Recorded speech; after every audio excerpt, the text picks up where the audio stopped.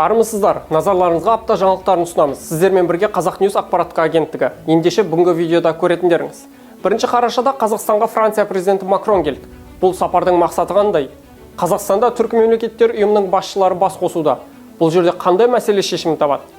Қарағанды шахтасындағы жарылыстан 46 адам қаза тапты. Аварияның себебі не болды? Израиль әскері Газа қаласын қоршауға алды. Ал Ресей мен Украина арасындағы соғыс қандай жағдайда? Мессиде 8, ал Холландта 0. Мессиде әлем кубогы, Холландта требл. Алтын доп шын иесін тапты ма? 1 қарашада Франция президенті Эммануэль Макрон Қазақстанға ресми сапармен келді. Макрон сапарының маңызды тұсы уран саласы бойынша келіссөз жүргізу болды.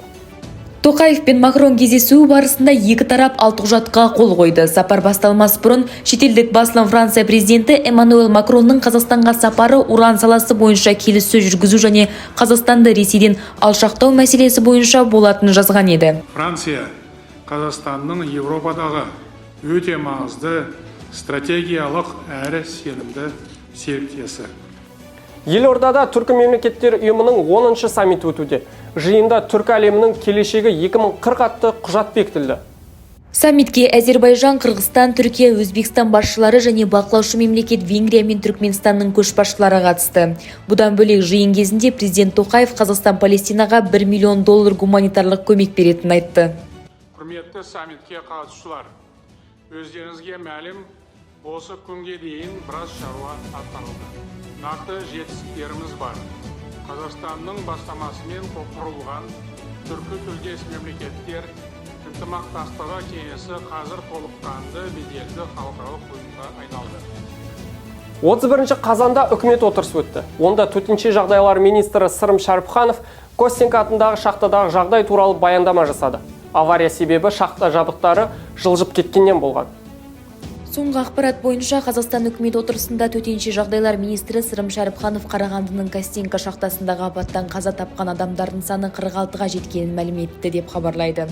Сондай-ақ ол шахтаның қызметін қалпына келтіру үшін тау-кен қазбаларын зерттеу және жекелеген учаскелерде су сору жұмыстары жүргізіліп жатқанын мәлім етті.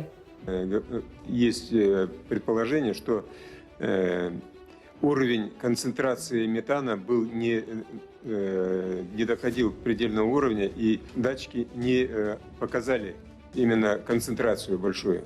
Поэтому и соответствующий сигнал не был. Израиль әскері Газада жер үсті операциясын бастап кетті. Олардың ойы Газа секторын оңтүстік пен солтүстік етіп екіге бөлмек. Ал Ресей Украина соғысындағы жағдай тығырыққа тіреліп қалды. Елдік басылымның хабарлауынша Израиль әскері Газада жер үсті операциясын бастап кеткен, алайда Цахал өкілі қала ішінде мұның қиындық тудырып жатқанын айтуда.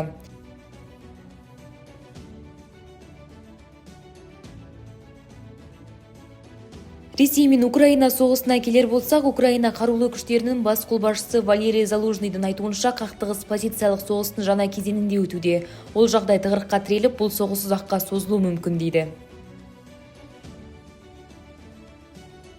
30 қазанда футболдың басын наградаларының бірі алтын доп иегері белгілі болды. Бұл сыйлықты аргентиналық Лионель Месси 8-ші мәрте ұтып алды. Дегенмен норвегиялық футболшы Холландтың кей жанкүйерлері бұл шешіммен келіспеді. 30 қазан күні Парижде Френс футбол журналының ұйымдастыруымен алтын допты табыстау шарасы өтті. Алтын доп иегері Интер Майами шабуылшысы Месси атанды. Ал екінші орында Манчестер Сити шабуылшысы Холланд, үшінші орында Мбаппе тұр. Ballon d'Or France footballer is Lionel Messi. Қазақ Ньюс сайты ұйымдастырған сауалнамаға жауап берген оқырмандардың 50% бұл награда Мбаппеге бұйыру керек дейді. Ал 33% Холланд десе 27% Месси лайық деген. Осымен апта легі тәмам. Қазақ Ньюс әлеуметтік желілеріне тіркеліп жаңалықтардан құр қалмаңыздар. Сау болыңыздар.